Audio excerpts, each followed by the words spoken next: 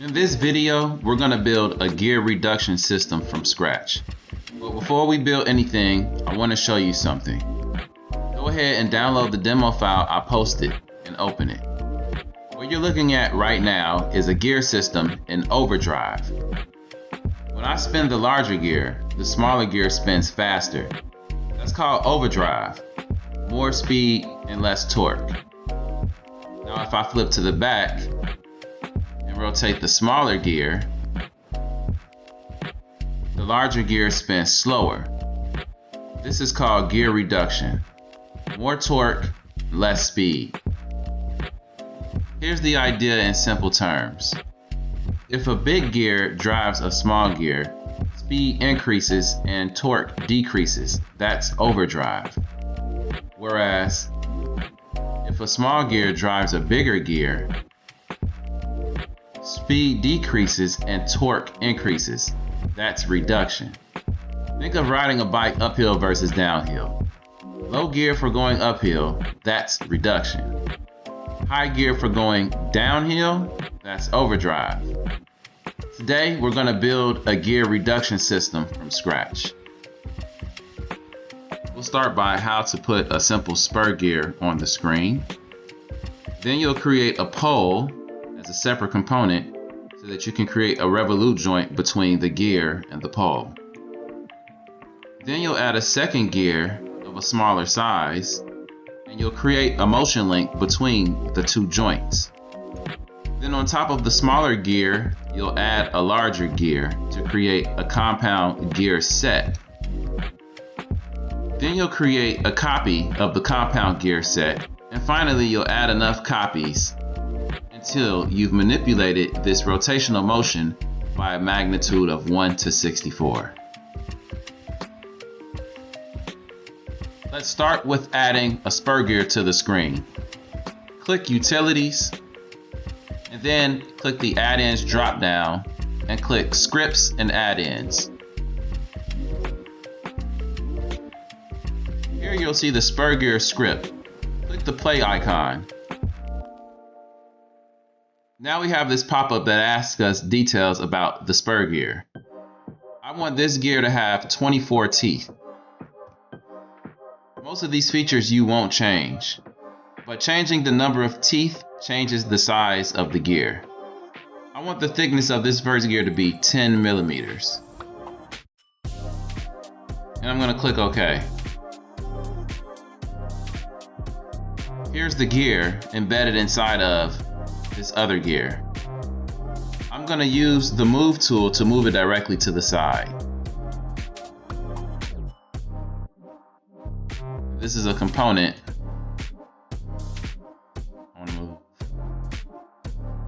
this component. I'm going to move it near 24.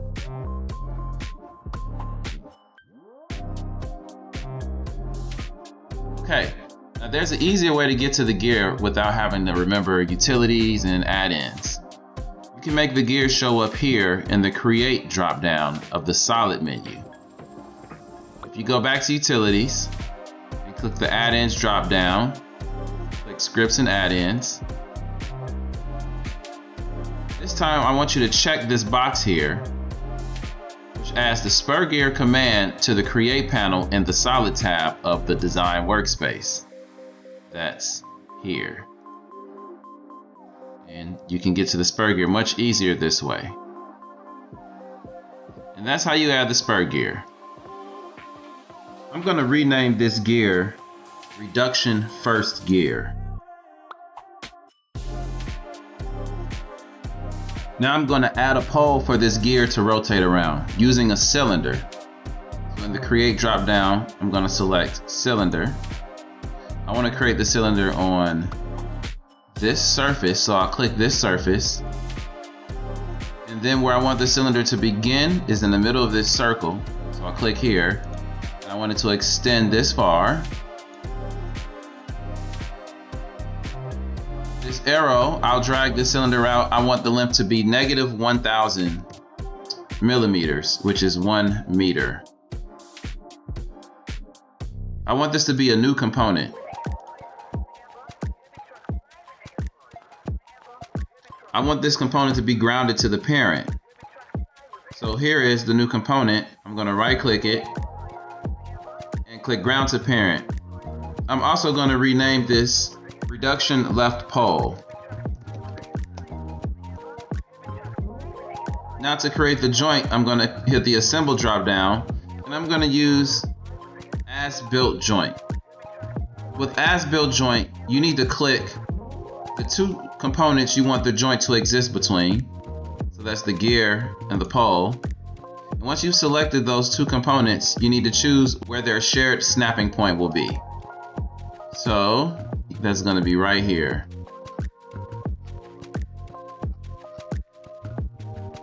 And we should now have a joint between the gear and the pole.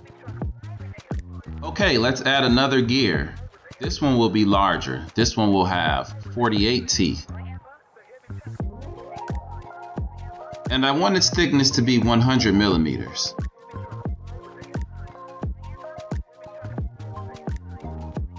With this gear being larger, it's going to move slower. So let's move this component near where 48 is.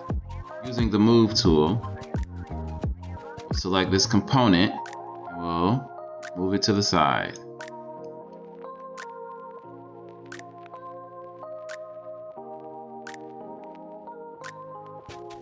Now I'm moving it to the side far enough for the teeth to be able to overlap with each other. So that's a good distance. Next, I'm going to rename this gear Reduction Gear 2.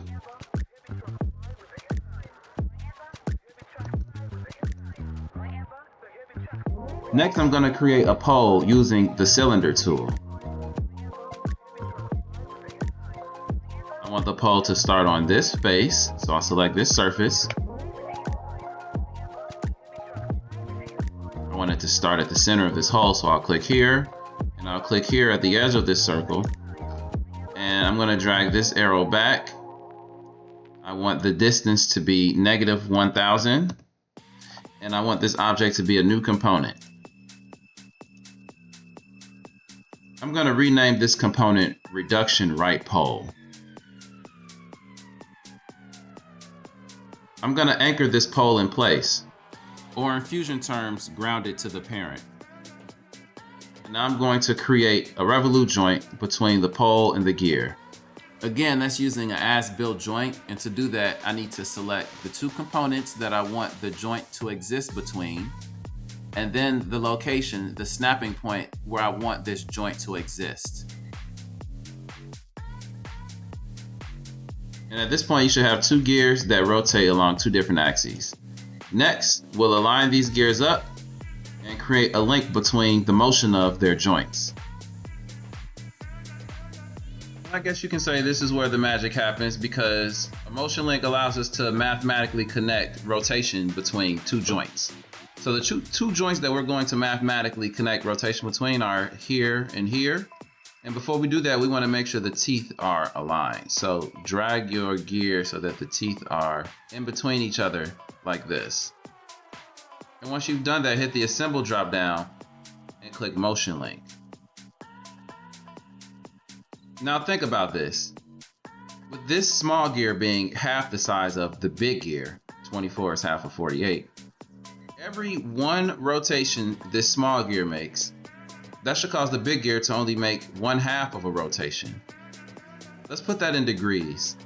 For every 360 degrees this small gear turns, this big gear should only turn 180 degrees. So now, selecting the two joints that I want to see motion linked between, having clicked this one first, this joint is represented as the top one here. And having clicked this one second, this joint is represented below. Now look at the flags. You want to make sure that they're both spinning in opposite directions. One should be spinning clockwise, the other one should be spinning counterclockwise. If that is not the case for you, check reverse. Now with both of my gears spinning in opposite directions, I'm going to set this rotation to be 360 degrees, which it already is. And I'm going to set this rotation to be 180 degrees. And if I click OK, and drag one of the gears, I should see movement that makes sense. And this is how you link the motion between two joints. Next, we'll enhance this big 48 tooth gear by attaching a small gear to the back of it so they can rotate together. This is called a compound gear. Create a new 24 tooth gear component and place it on the back of this gear. Hit the create drop down and find spur gear. Again, this gear is going to have 24 teeth and I want its thickness to be 100. And once I hit OK, the gear gets created. I'm going to move this gear near this one. The move tool so that I can move directly to the right. And I want this gear to be slightly on this side of the big gear since this is the side I'm going to attach it to. Next, I need to move this body inside of the same component as this big gear. So here's this body. And here's this body's folder that I want to move the small one to. Now that I have the body that I want to move and the folder I want to move it to, I'm going to drag the small gear into the same bodies folder as the big gear. Now that they're in the same bodies folder, I'm going to attach them using the align tool. The modify drop down and find align. And I want this body to come from this location to that location. And once I hit OK, I'll see the 24 tooth gear sitting on top of the 48 tooth gear. Next, use the combine tool to combine these two bodies to make them one body.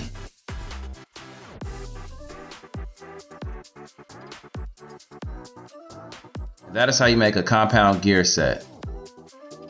Next, we'll make a copy of this gear set and then create a revolute joint between it and the first pole. Find the gear set in the browser folder, right-click it, and hit copy. Then, in the component that contains all components, right-click and paste new. Move this component up and away from the original gear. This gear set needs to sit on this pole. So next, let's align the center of this gear with the pole. Hit the modify drop down and find align. And let's align the center of this component to the center of this component. And we can OK that. Now let's move this gear component up 175 millimeters with the move tool. I'm going to move this up 175 millimeters.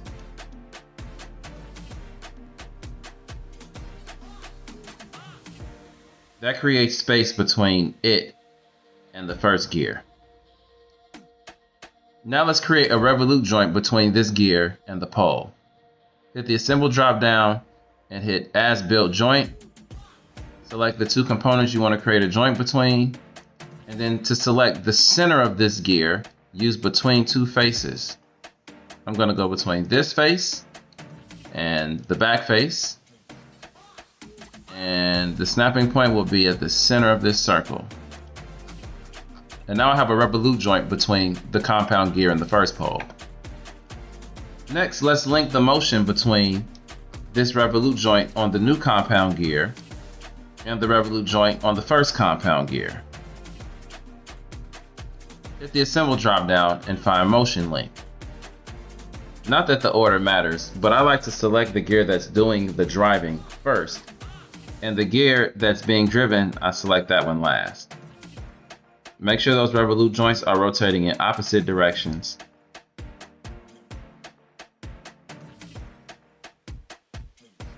Now I click the driving gear first, which is the smaller gear, and then the driven gear, which is the larger one, which means the smaller gear is going to show up at the top here. When the smaller gear rotates 360 degrees, the larger gear should rotate 180 degrees. So I'll adjust this bottom value to 180. And that should be right. Once Once you hit OK, do a test, make sure it looks right. Now let's take a look at what's going on here. This small gear rotates one time. The larger gear makes a half a rotation. And on the back side of this larger gear is a smaller one. When this smaller gear makes one rotation, the larger gear that it's turning only makes a half of a rotation. Meaning, when this first gear turns one time, this second big gear turns one half of a time, causing this third big gear to spin 1/4 of a time. So that's a 1-to-2 gear ratio and a 1-to-4 gear ratio. Now I have a challenge for you. Keep building these gear sets up. Put another one here, and another one here, and another one here, and work your way up until you get to a 1-to-64 gear ratio.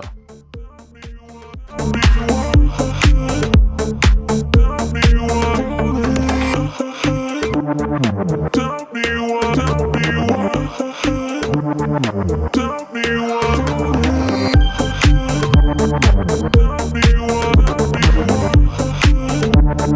what.